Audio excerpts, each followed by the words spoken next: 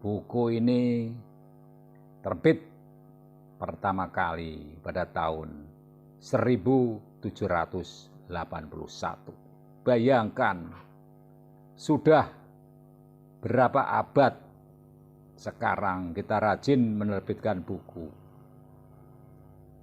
4 abad, 3 abad yang lalu Immanuel Kant sudah menerbitkan buku yang sampai sekarang masih jadi perbincangan. Sedangkan buku kita diperbincangkan oleh siapa? Tahun 1781, Critique of Pure Reason terbit pertama kali, dan revisinya 6 tahun kemudian, 1787. Buku ini ada 2 struktur utama, yaitu transcendental doctrine, elemen-elemen, dan doktrin metode transcendental. Apa itu maksudnya? Dari 2 bagian utama buku Critique of Pure Reason ini, transcendental doctrine, elemen-elemen, itu menyoal kondisi yang dapat menjadikan pengetahuan muncul. Jadi pengetahuan muncul itu karena ada suatu kondisi, bisa 1, bisa banyak. Kalau banyak berarti kondisi-kondisi. Dan ini merupakan gabungan dari pengalaman-pengalaman. Pengalaman-pengalaman itu tidak hanya yang kita alami sendiri, tapi mungkin kita cuma melihat, mendengar, membaui,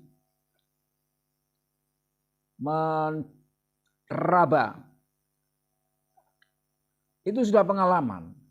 Maka pengalaman itu yang dimaksud adalah pengalaman indera. Ada 5 indera. Maka kita punya pengalaman indrawi. Dan tidak cukup itu.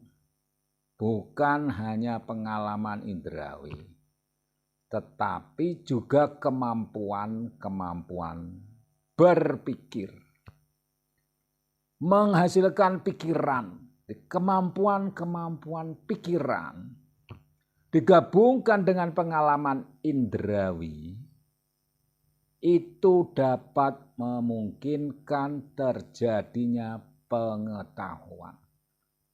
Dari sini dapat kita bayangkan bahwa filsafat Immanuel Kant ini merupakan solusi dari pertentangan filsafat rasionalisme René Descartes yang mengutamakan rasio atau rasional, sehingga disebut rasionalisme, dan filsafat David Hume yang mengutamakan pengalaman sebagai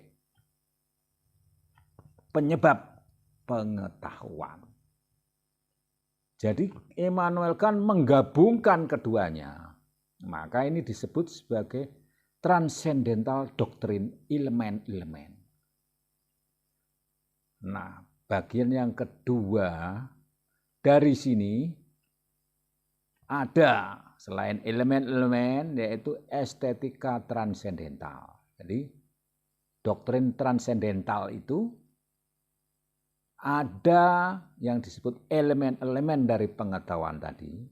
Kemudian ada yang disebut sebagai etika. Semuanya terkait dengan estetika. Nah, ini maka Immanuel Kant menulis bagian kedua ini sebagai estetika transendental. Bagaimana menjadi suatu indah dari penggabungan antara pengalaman indera dengan pikiran. Di sini ada yang disebut sebagai ruang. Dan ada waktu. Ruang dan waktu ini sangat penting sebagai bentuk intuisi. Jadi bentuk-bentuk intuisi ini adalah ruang dan waktu yang mempengaruhi adanya pengalaman indera dan pikiran itu. Jadi ada bentuk ruang dan bentuk waktu. Nah, dalam pengalaman maupun dalam pikiran kita terbatas oleh adanya ruang dan adanya waktu. Makanya sering disebut oleh para filsuf itu, bila suatu kebenaran itu terbatas waktunya, sementara dan bukan baka atau kekal, maka dia tidak bisa disebut sebagai kebenaran. Ruangnya juga demikian.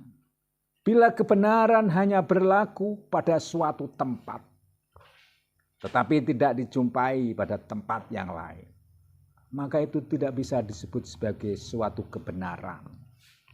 Kebenaran harus di semua tempat. Dan kebenaran harus di segala waktu. Maka sering kita tahu bahwa Tuhan itulah kebenaran sejati.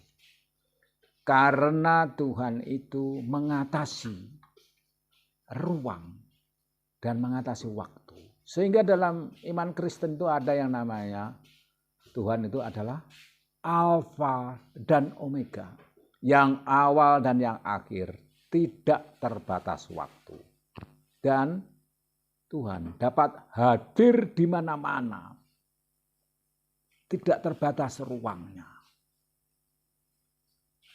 Itu bentuk-bentuk intuisi di dalam filsafat Immanuel Kant. Nah, bagian selanjutnya ada yang disebut analisis transendental. Jadi tadi pertama ada yang disebut sebagai elemen, lantas estetika, dan analisis.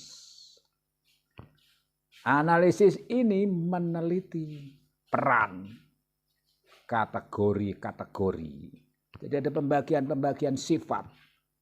Kategorinya termasuk yang bagaimana. Dan meneliti konsep-konsep pemahaman. Dan ini mengorganisasikan data-data indrawi menjadi pengetahuan yang koheren. Data-data indrawi ini tidak bisa langsung menjadi pengetahuan kalau dia tidak distruktur sedemikian hingga. Tidak distruktur, ditata dengan kategori-kategori, dengan pemahaman-pemahaman, dengan pengorganisasian, dengan pengelompokan. Sehingga sesudah mengalami proses analisis tentang kategori, sifat-sifatnya, ciri-cirinya, karakter-karakternya, deskripsi-deskripsinya, keterangan-keterangannya, dan konsep-konsep pemahaman terhadapnya, lalu diklasifikasikan, diorganisasi sedemikian hingga data-data itu dapat menjadi pengetahuan yang berpengaruh, pengetahuan yang dapat dipertanggungjawabkan.